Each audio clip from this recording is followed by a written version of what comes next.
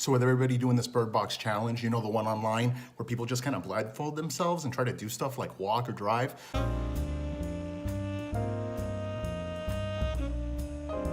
I figured I'd try it too before I do the review.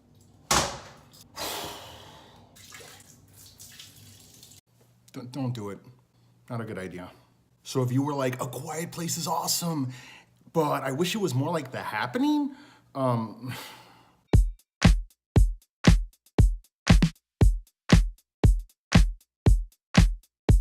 So this is a review for the Netflix original Bird Box, and it's gonna have mild spoilers. Don't worry, bro, there's nothing here that you're gonna be like, oh, you know, it would have been great if Willy didn't spoil this part. No, you don't have to worry about that too much. Just so you know, this is not Sandra Bullock reprising her role in the sequel to Blindside, but it does star her, as well as John Malkovich, Sarah Paulson, that's the girl that's in all the American Horror Stories. I like her, she's cool.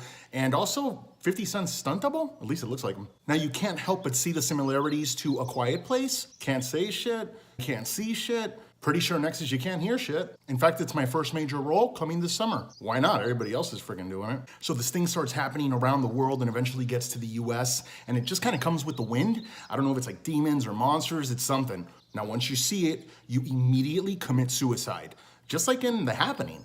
Now, when everything starts going down, this is really cool, dude. Like, the first hour of this movie's badass, and there's some really cool moments. There are also a bunch of people that end up in a house together and has some really interesting scenes. Feels a little bit like that movie, The Mist. Unfortunately, once the group gets small, and that's a little sudden, I didn't find it really that interesting. And man, does it drag in that third act. I mean, you feel those 2 hours at the end. Pretty sure I saw one of the monsters because at the 90-minute mark, I wanted to kill myself. What really hurts this movie is the storytelling. I mean, this was really like mishandled. You know right from the beginning and throughout the film, thanks to time jumps, who makes it to the third act.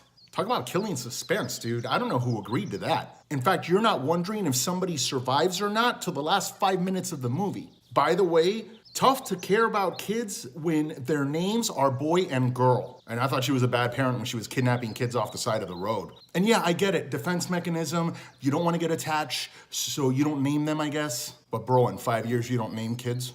If they make it to therapy, they're gonna be talking about Sandra Bullock, not the monsters. And again, this isn't spoilers because you know this in the first 2 minutes of the movie. Also, the birds in the box, they kind of suck. They really helped alert people, I think once, and then after that, they kind of half-assed. Like once the danger was there, they're like, oh yeah, by the way, cheep, cheep, cheep. And these birds did have special powers because there's one moment when they should have been crushed or drowned or both. And when you open the box, they were like, hey, what's up? Like nothing ever happened to them.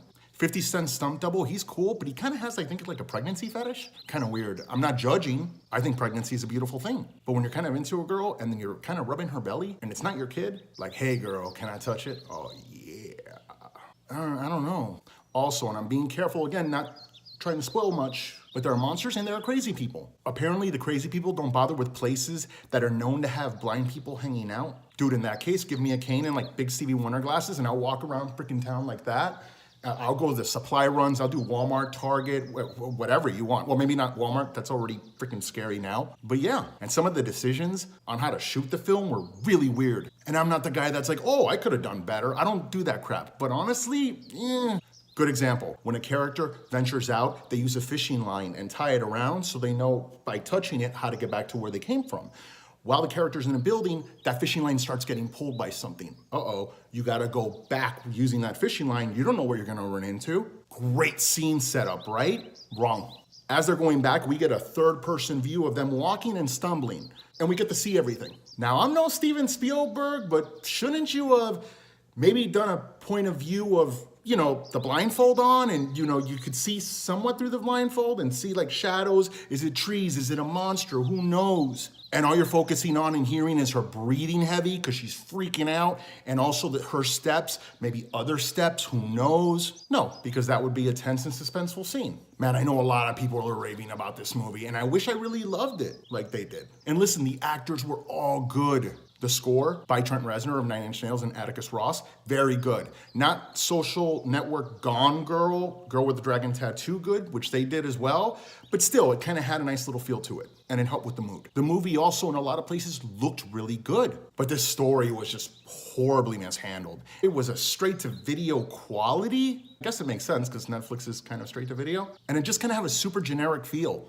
This really should have been a 5-part miniseries. If you've never seen A Quiet Place or The Happening, maybe you can check this out first and then watch A Quiet Place. Don't worry about watching The Happening. In fact, never watch The Happening. Just keep your expectations super low and maybe you'll enjoy this. I don't check out of movies if I get into them, man. I checked out and was fighting my sleep with 30 minutes left. I mean, you're asking me to be invested in a woman who's written pretty cold with a bunch of walls and disconnected, as well as 2 kids that have no name, no identity, and no character development. I didn't care if they all died at the end of the 3rd act, and that's not good. In fact, this movie just missed my Que Mierda award. Que Mierda is Spanish for greatly disappointed. Only one of my reviews last year got that award, and the first movie I see in 2019 almost gets it.